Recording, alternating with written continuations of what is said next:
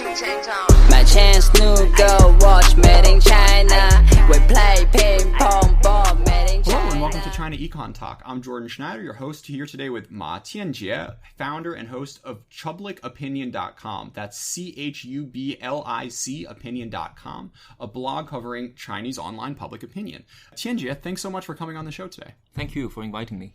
So, your blog is really remarkable in its analysis and long history of these monthly reports. I'm curious what first brought you to start this project. I think the blog was started because I was inspired by a Chinese blog which no longer exists. It's actually a column which used to be hosted on the Financial Times Chinese website called 媒体杂技, which was written by a veteran editor at the Shanghai Oriental Daily at around that time. And he did a fantastic job of sort of summarizing and digesting what's going on in the Chinese media landscape on numerous issues and shedding a light on the kind of public mood and the zeitgeist of the time. But he stopped his blog in 2014. So was there one column that you remember in particular as being really, really interesting? Well, there are many of them especially in those quite defining moment in recent history, like the Tianjie, the high-speed rail crash in Wenzhou in 2011, which was a mega event on Chinese social media around that time. And he did a really good job summarizing what's the different schools of thought and debates around that big event. And it was definitely an inspiring thing around that time. And I was a big fan of that blog. Unfortunately, it was in English, in Chinese only. And I think that the international audience would definitely benefit from something like that. So around 2015, I started this Chublicopinion, largely taking the approach similar to that 媒体杂技 column, but doing it in English. Unfortunately, he stopped blogging in 2014, so mine sort of become the thing that's left behind, and but I have been keeping doing it for the past 3 years. So, two questions. First, have you reached out to him yet? Yes. We're on WeChat. And so he's fun. doing a business now. I think he's not in the business of writing anymore. But I did reach out to him and told him that I was inspired by his blog. Oh, that's great. So question number two. So was this following the tides of current opinion, something you've been interested for a long time? Was it related at all to what you studied in school, or just started as a hobby? Yeah, I have been doing this for quite a while because my previous job was in advocacy in the environmental field. So to be effective in advocacy, actually, you need to have a sense of where the public mood is and where public opinion lies on certain topics and issues. For example, one of the issues I've been following quite closely was pollution, right? So how public reacts to pollution. And that would definitely affect how we design advocacy projects and how you define design your messages so that it got more resonance with the public. So I think with this is how I sort of trained myself in sort of reading public mood through Chinese media and also social media. That's really interesting because one of the striking features of your blog is how it's straight news. There isn't a lot of advocacy or talking one side or another. There is that kind of writing difficult for you coming from that sort of background, or did it end up becoming more and more natural, the straight reporting aspect of your blog? Well, I think it's a conscious choice, right? So definitely, I think I need to separate when I was writing the blog. I need to separate it clearly from my job, right? And I do feel that for a blog like this, being impartial is very important. Sure. Because you do want to represent the different views on Chinese social media. Even some of them, I strongly disagree, right? There are a lot of very nationalistic voices that I don't like, but I feel that it's my responsibility to represent them because they also represent a very important part of online opinion in China. So I definitely need to be disciplined in writing the blog. One sec. Though it does seem like you seem to have a bit of fun when you get to quote these very strong statements from these very right-wing nationalists. It seems like you also enjoy Yes. reading that sort of stuff and getting into the weeds on the far right perspective. Yeah, because I think some of them are funny, right? Because they tend to use very flowery languages, which make it fun to translate and try to express it in English. For sure. Yeah, it's quite an interesting experience. So speaking of about English, your writing is really incredible, and frankly, I'm jealous and wish I could write. I wish I could write that way. So I'm curious if you have any advice to language learners of Chinese or English out there. What do you think you've done that's been so helpful in getting your written level up so high? Well, I think reading definitely helps a lot. I think I'm a pretty heavy reader, so whenever I'm like walking or running, I like to listen to very well narrated English materials, and I do keep vocabularies quite systematically using different apps and things like that. Like which? A Biscuit. Biscuit. Yeah, there's this very small app called Biscuit that helps you organize vocabularies. Whenever you pick up something online or in your reading, you can just organize it into different vocabularies. So Cool. This is something I do. Yeah. Okay. So what's the book you're listening to right now? Well, I'm now subscribed to this app called Autumn, which it sort of collected all the articles from New Yorker, New York Review of Books, London Review of Books, and have very good narrators just read it to you, which I find very helpful when you have a lot of time, like in commute or something like that. Sure. Yeah. What's frustrating for me is I can only listen to nursery stories and understand them. So hopefully when I get to be able to understand, decent journalism, I know that stuff's out there for me in Chinese. But I think, there should be a lot of Chinese podcasts like Himalaya. Himalaya. Yeah, that can help you get familiarized with the Chinese language. Yeah, just a hello to all our Himalaya listeners out there. This podcast is also up on that site. Oh, okay. So so turning to your blog. So how do you decide what you're gonna write about every day? It's just what you find yourself reading about, or what drives you to a certain topic? Sure. I do have a sort of a radar on my Weibo. That's how I select my topics. So first of all, I'm very selective of who I follow on Weibo. I see my Weibo follow those who I follow as samples that needs to represent a certain segment of online opinion. So whenever I see someone who is becoming increasingly relevant, who is being retweeted by some of the other people I'm following, I pay attention to them and I check their track records on Weibo and see if their opinions are original and interesting.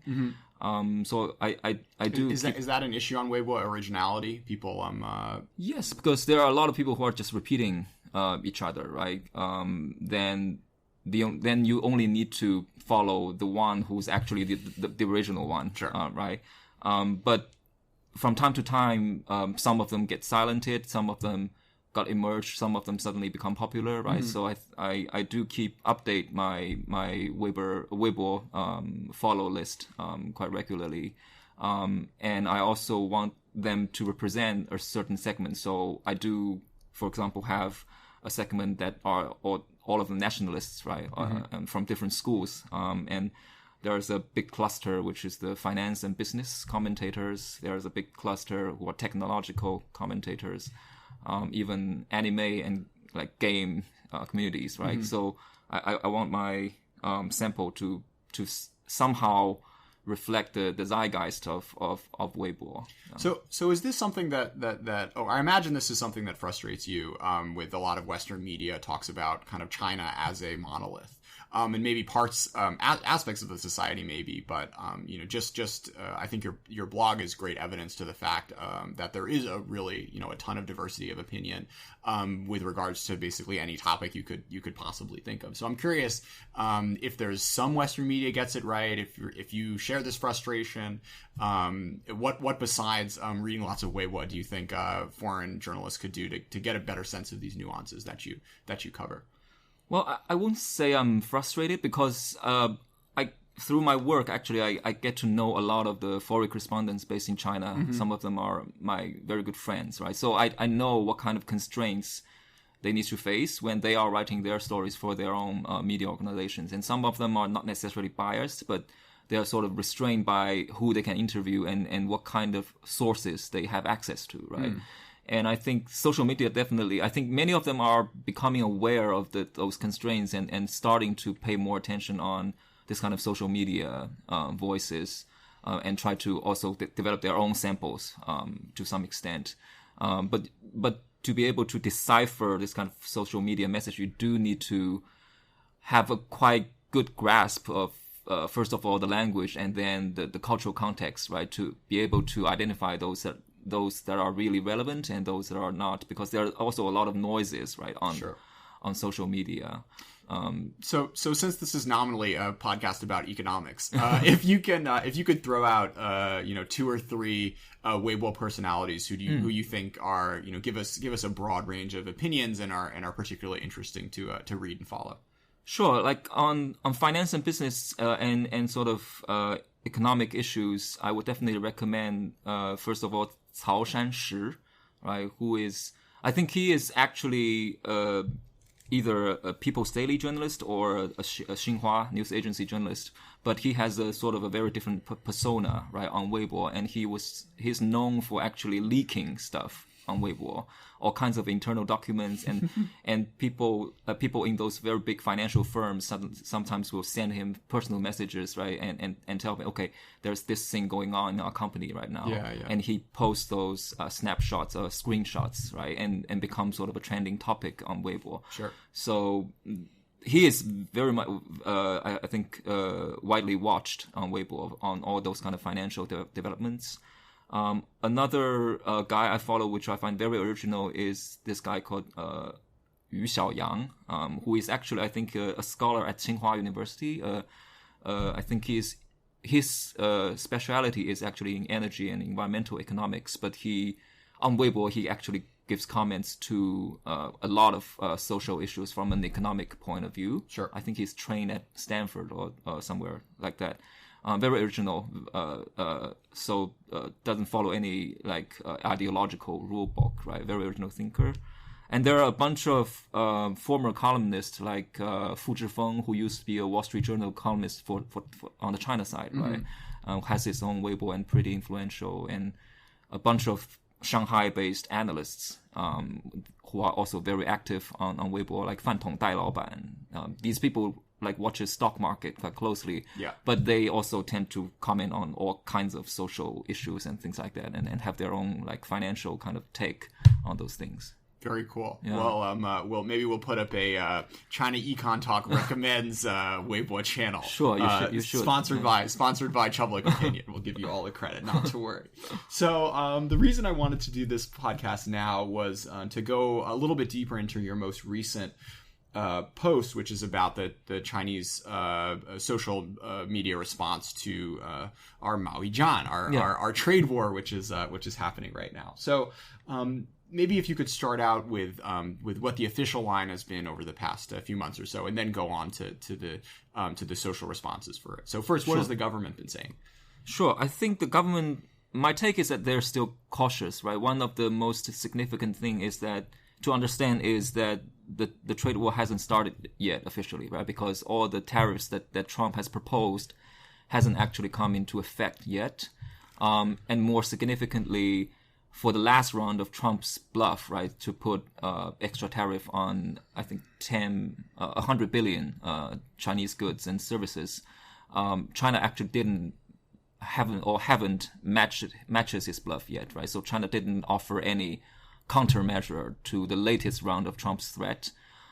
which I think shows, like, officially China is still pretty cautious in its response to the trade war. And if you look at all the messages from the Ministry of Foreign Affairs, the Ministry of Commerce, the message is definitely something like the trade war won't benefit anyone, right? So it seems that their desire is to end this in some way and don't actually escalate into a sort of a full-blown trade war. Sure. I mean, it's still a very different time we're living in, from Melania coming and hanging out with pandas and Trump getting the imperial treatment at the Forbidden City. Our most recent trip of the I think they called themselves the Avengers. The Avengers. Well, this was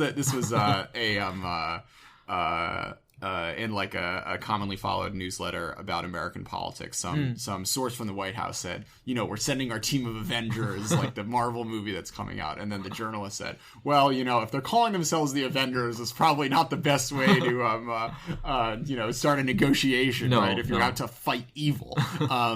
But yeah, no, we've certainly come a long way from those halcyon days. I don't know if halcyon's made it onto your biscuit list yet. So while the government's official messaging has been very muted on this topic, the social media response has certainly not been. So why don't we start with this idea of an agricultural economy versus an industrial power? You said there was a pretty interesting response to the first back and forth of the various tariff lists, where Trump said we're going to put $50 billion of tariffs on, and China coming back with their own $50 billion list. They contained very different. They were putting tariffs on very different things. So how did Weibo see these two documents? Yeah, I think it's a interesting contrast when the U.S. actually put tariffs on some of the most advanced technologies and like industries from China, but actually what China can do with U.S. imports are mostly like in the agriculture sector. So they put extra tariff on nuts, right? Apples or grains, right? I mean, I really like my almonds. I'm worried about this, man.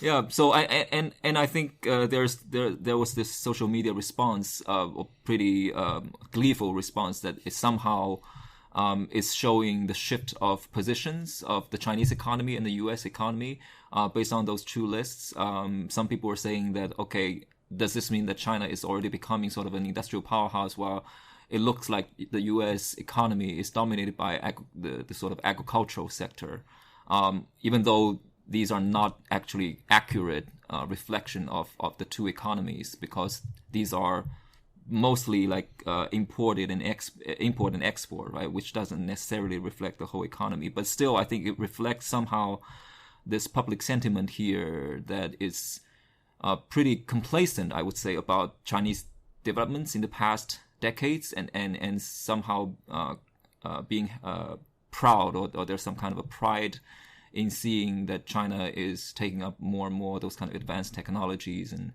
being more, or even like make the U.S. feel threatened by its industries, basically. Yeah, it's interesting because a sort of theme running through your column about this is this mix between pride and insecurity. Because on the one hand, it's we can go toe to toe with the Americans, but on the other hand, as we're going to get to in a little bit, the potential vulnerability of the Chinese economy, and how there's still a lot of aspects of it which are very much dependent on U.S. exports, which could be which Trump is looking to curtail or threaten. Yeah. So going to the next point, one of the interesting comparisons which social media was making was China 25 to ziji zizu, the Maoist era self-reliance, autarchy type of industrial policy. Could you talk a little bit about that?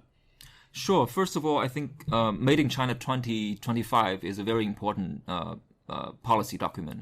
I think everybody should pay attention to, because it definitely represents China's aspiration as an economy, basically, like what it would like to see itself develop into in the next 10 years, basically.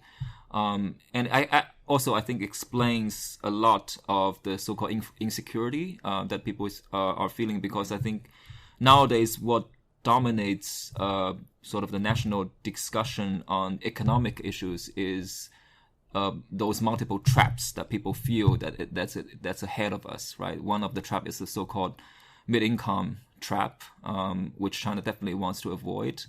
Basically, it's seeing that at some point of your income level, right, you either get a breakthrough and upgrade your industries to a different level, or you get stuck at that level and even get a downgrade, right? And the example they use is often Latin America, right? Argentina, Brazil, which had their chance of breaking through the mid-income trap, but they somehow failed, and now they're even going back to primary industry, like going back to natural resources and agriculture, right? And they're seeing their income level like stagnate for decades. Another trap is the Japanese trap, right? Because the so-called lost decade, where it seems that Japan also somehow failed to break through, right, to another level.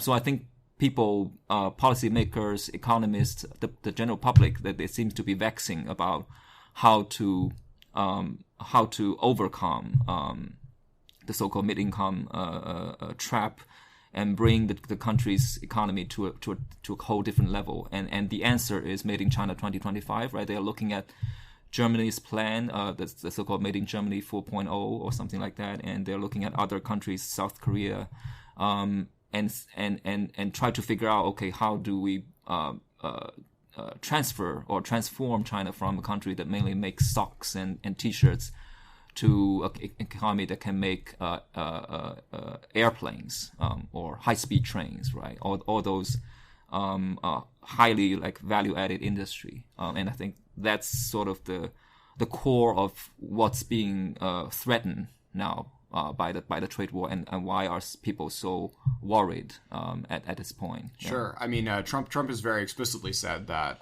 he and a lot of other American politicians and commentators have seen Made in China 2025 as a threat, and this vision of self-reliant, not particularly, technology companies that are not particularly integrated with, global markets or using American technology is something that scares a lot of foreigners. So I'm interested, coming to that, the nationalist take on this, on this trade war.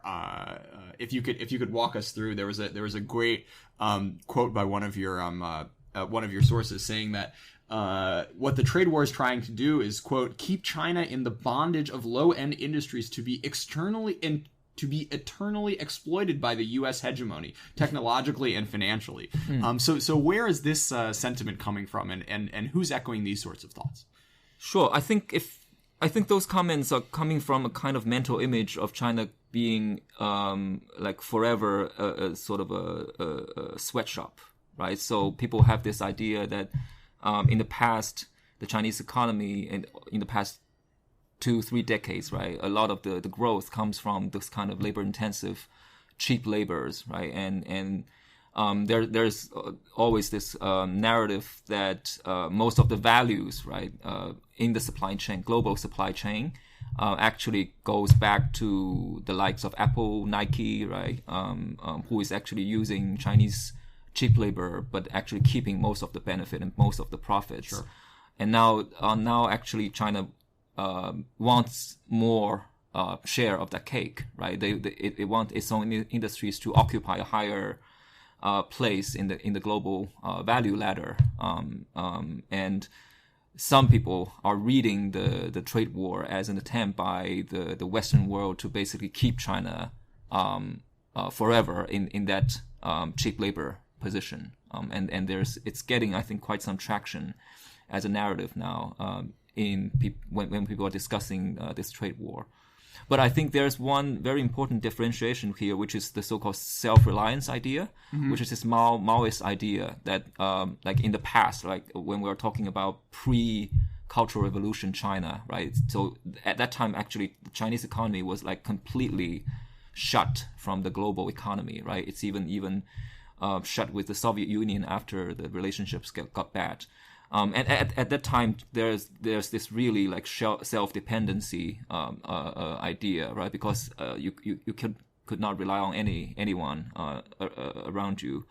But I think Made in China 2025 is definitely not about self-reliance and self-dependency, even though it's about competitiveness, right? Sure. But actually, it will needs the global market to actually make it work, right? If you're looking at China's Belt and Road strategy, for example, a large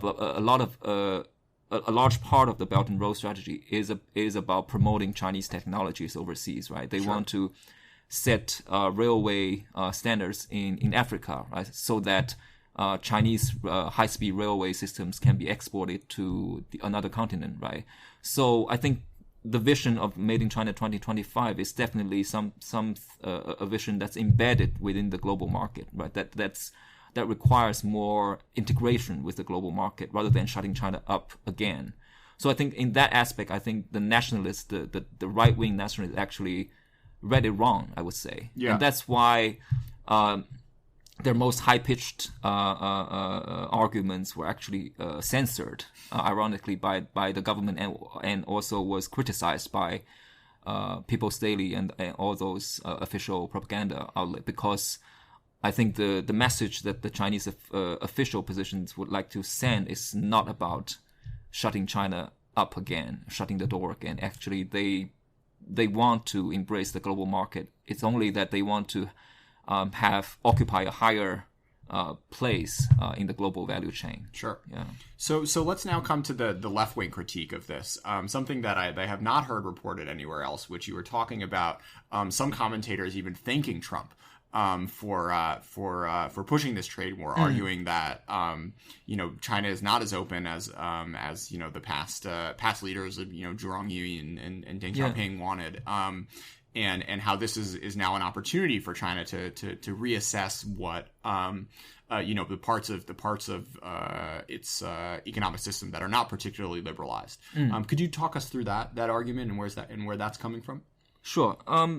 So there's always this liberal argument saying that actually China should thank the global market and other countries, right, for and also particularly its entrance into the WTO, right, as an opportunity to actually put more pressure domestically to open up the economy and to liberalize the economy, which some still think is insufficient, right? And that argument has existed as I think as long as 2 decades, starting from when China was aspiring, right, to be more integrated into the global market. Sure. And I think that kind of sentiment still lingers today, right? So whenever there's any moment in relation to China's WTO commitments, for example, there's always this debate about, okay, did we actually meet our commitment to the WTO for opening up all those sectors? Because people do see that or are frustrated by certain things like very high tax on imported cars, right? I think if you are a Chinese consumer and you are actually aspiring to buy a Cadillac or a Toyota or Lexus, right, and you find that, okay, these cars are much more expensive than a U.S. consumer is paying or a Japanese consumer is paying. It's almost like 100% more, something like that. Something like that, yeah. So, yeah, there are people who are actually not happy with the progress China has made in opening up its market, right?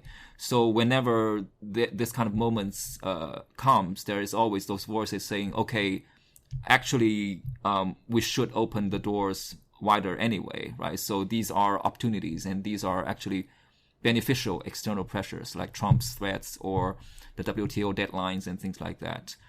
So this is, I think, a long-lasting or long-standing argument, even that still exists today, that argue that actually China can make use of some of those external pressures to open up its domestic economy wider and also reform its state-owned sector, which is still pretty inefficient. Making use of those pressures. Yeah. So let's talk about an American who exports cars to China. Actually, he gets a discount because it's they're electronic cars, or electric cars. So Elon Musk also has a role in this story. So talk about how he's involved in the in the social media debate here about the trade war. Yeah, I think before Trump announced its first round of tariffs, Elon Musk actually tweeted Trump quite openly, complaining about the kind of unfair treatment he got from China, mainly this joint venture arrangements that he think he is forced into entering. And also the unfair tariffs, right? So in China, if you want to make your cars, right, manufacture your cars here in China, there's still this requirement that you need to form a joint venture with a local partner, and I think you can own probably only 49% of the share and things like that. Most of the other major car makers, they have reached this kind of agreements. I think many of them have set up joint ventures in China. Some of them quite profitable, but Musk complained about it on tweet, and somehow it got caught people's eyes on Chinese social media, and he got pretty heavily ridiculed for his complaint, which shows actually some of the sort of the changing sentiments on Chinese social media when it comes to this kind of economic matters. So what was the critique of Elon Musk then? I think people were saying that he was whining because if you look at, for example, how Tesla was subsidized. How Tesla was subsidized heavily in California, for example, right? So it's not like Tesla itself is free from government support and government subsidies, right? Actually, it was pretty heavily subsidized. Back in the U.S. Yeah, I think right? there was a big story around this was post stimulus. He got like a land for really cheap from the state government of California, and then there was a big this was the same like clean energy loan program that was the Solyndra scandal. Whoever remembers that back from 2011, he was definitely a recipient of below market loans that helped him in the early years when Tesla was not Tesla and the rocket company we're not doing too hot. Yeah, so I think people on social media actually pointed to that and are arguing that he is acting like hypocritically, right? Because to them, China also has a right to actually shield its own nascent EV industry from international competition, because China is also a developing country, and under WTO, actually, China has all the right actually to set up some of those barriers to protect its own nascent car industries, right?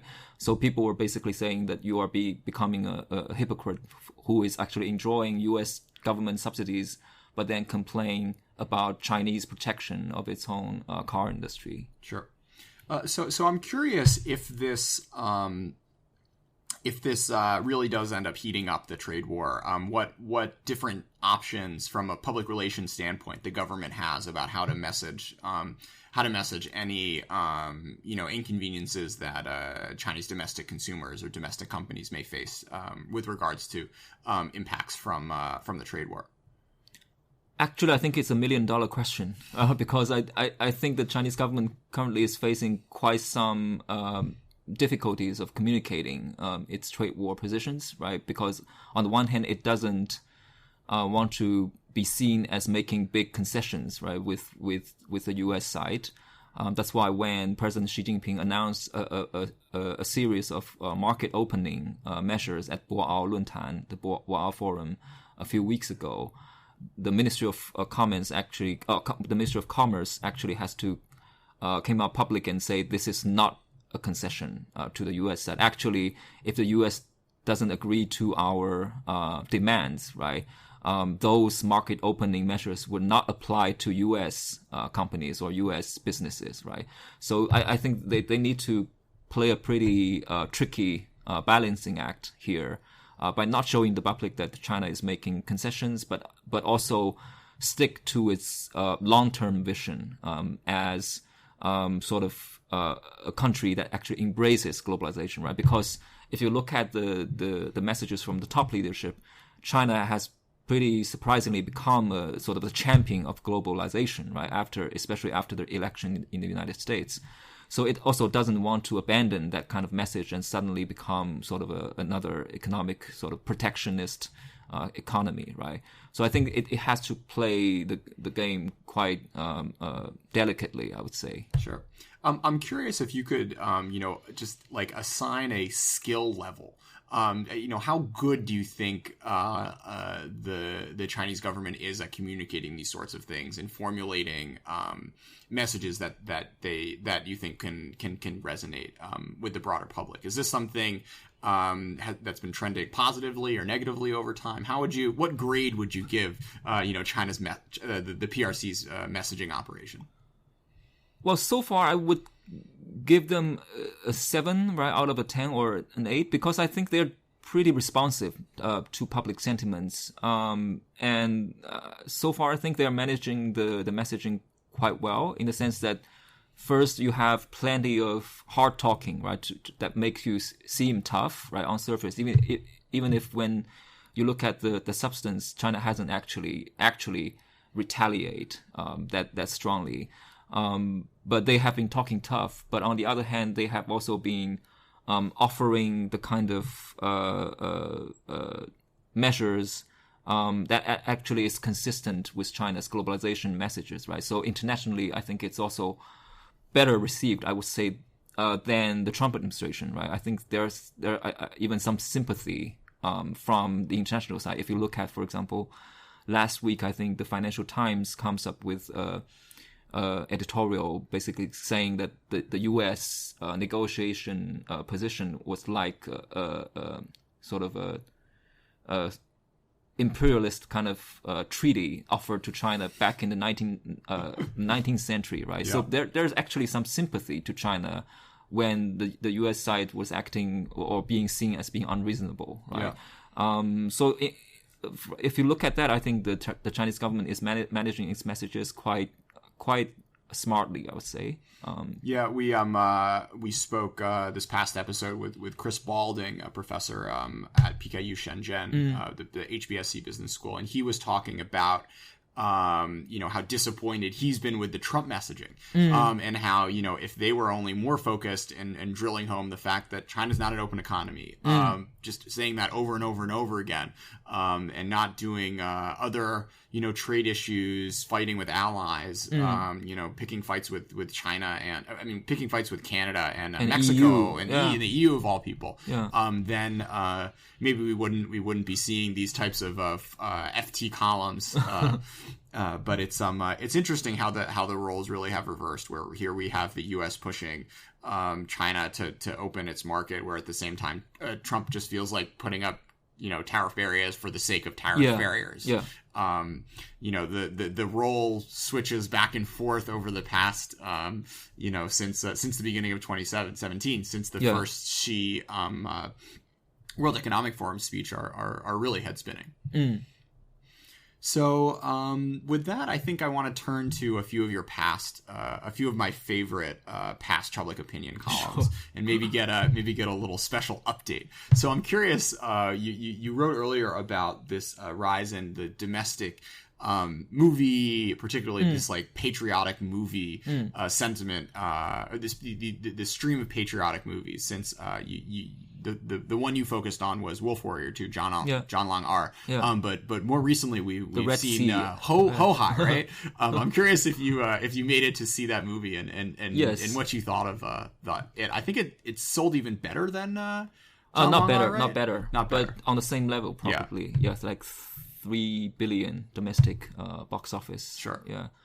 I think this is definitely a trend, because I think for years the Chinese propaganda machine has been trying to figure out, right, how to do this kind of nationalistic propaganda more effectively, right? Because in the past it's really hard sell, right? If you ask me when I was a middle school student, right, we have to be forced to a cinema to watch a very boring, like, patriotic movie, and none of them would be successful naturally, right?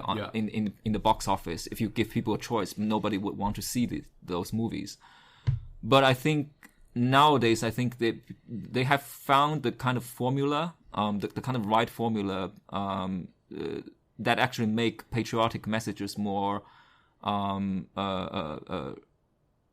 attractive, I would say, to especially a young audience, right? By borrowing a lot of the techniques from Hollywood and packaging it with a Chinese sort of domestic patriotic message. And actually, the Wolf Warrior is sort of a testing case, right, for that kind of formula. And now it seems that people are trying to replicate that with different productions, but essentially the same formula. And the Red Sea is another example showing that this is the kind of thing that actually can sell, right, in the Chinese market. It's funny thinking, actually, even recently there have been a number of U.S. Army sponsored movies. I think there was like something called like Special Forces or something, and it was terrible and it bombed.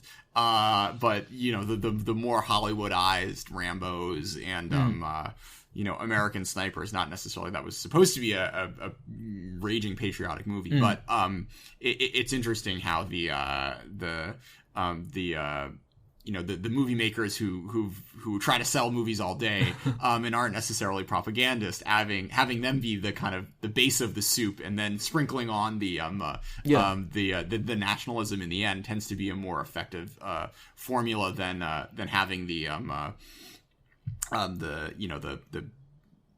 people who are in charge of messaging all day do this sort of thing.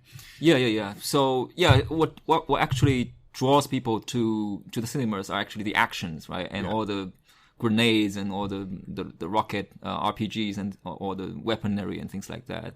But then you sprinkle some patriotic messaging and it sort of worked. Yeah, because a past trend in these movies, and one that I confess I fell asleep 45 minutes into because it was so awful, is hiring really famous actors and singers. I think I watched like the founding of the founding of the army or founding the republic, right? And there were all these Xiao Shanrou, there are all these 20 somethings who look like they're 17, and they're playing army, famous people from the Communist Party history, but they're not very committed to their roles because their agents force them to do this, and it just doesn't really gel. So I would say it's a process of trying to find the right formula that actually draws the audience to the cinema. Yeah. So Amazing China, which is the big new it's a documentary. Sort of a documentary. Tried to was going over the same was trying to hit more things than just what Wolf Warrior 2. I'm curious if you saw that and had any thoughts. I haven't seen Amazing China, but I've seen the Pillars of a Great Power, 大国重器, which is all about manufacturing, actually. Also a CCTV production. And I would argue that, there's a new genre of sort of nationalist or patriotic propaganda that's focusing on engineering, right? Yeah. And I think it's interesting because engineering is naturally less threatening to the outside world than if you are flexing your military muscles, right? So if you are American or sort of an African viewer and you watch Wolf Warrior, you probably would be sort of put off by it. Did get a global release, actually, though. I made my parents go watch it back in the US, and I think they got a big kick out of it. Just because we're not used to seeing Americans be the bad guys in movies, or the weaker guy. They had this great line. They're just like, "Where are your Marines now?" So I think compared to that, those kind of engineering documentaries are less threatening. I would say the message is less jarring, I would say. Sure. Because it's all about building stuff. More boring, though. Yeah. Definitely more boring. Yeah, it's about building cranes and building like those heavy machineries. Big bridges and tunnels. Yeah. But in terms of, I would say propaganda and publicity, it also worked quite well because it draws, especially I think if you are young people, it also make you more interested in engineering. Which was also quite important, right, for the country if you're attracting people into the industries, right? But actually, an interesting twist is that after this trade war dispute, those kind of, especially I think Amazing China, it had a big ZTE feature in it, the movie. So it has to be pulled from cinemas, right? Because at some point, I think the people in charge of publicity and propaganda felt that China is being too out there, right, with this kind of message. When they realize a little more. Because in those documentary, it depicts China as already very like strong and very successful as sort of a manufacturing sort of powerhouse, right? But then this CTE thing happened, which makes China, I think, realize how vulnerable it still is, right? And when the U.S. decides to pull the plug, basically, on one of the largest Chinese companies, and the company was just helpless, right? Because I think 90% or even 95% of its chips are sort of reliant on U.S. suppliers, right? So whenever the U.S. cut that and pulled the plug on that, the whole company sort of came to a halt, right? Because their production could not continue. So it shows how vulnerable the Chinese industries are still right at this moment, despite all the sort of propaganda that we're already a very strong like manufacturing powerhouse and our engineering prowess is sort of world level and things like that. Yeah. So I think it makes people, at least some people, realize that China still has a long way to go in its industrial rejuvenation, right? And you shouldn't be too sort of complacent about where you have achieved, basically. Well, on that ambiguous note, I think we'll call it an episode. This was fantastic.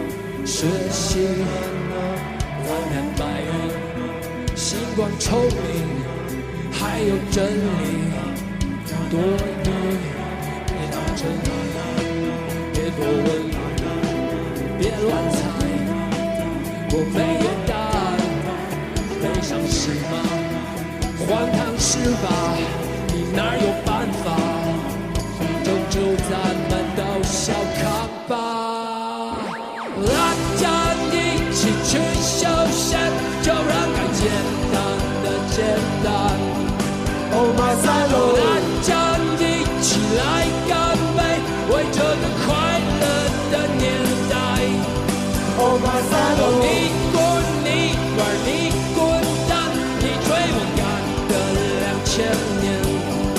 Oh my side， 大家再来干一杯，为这个娱乐的年代。Oh my side， 啦啦啦啦啦。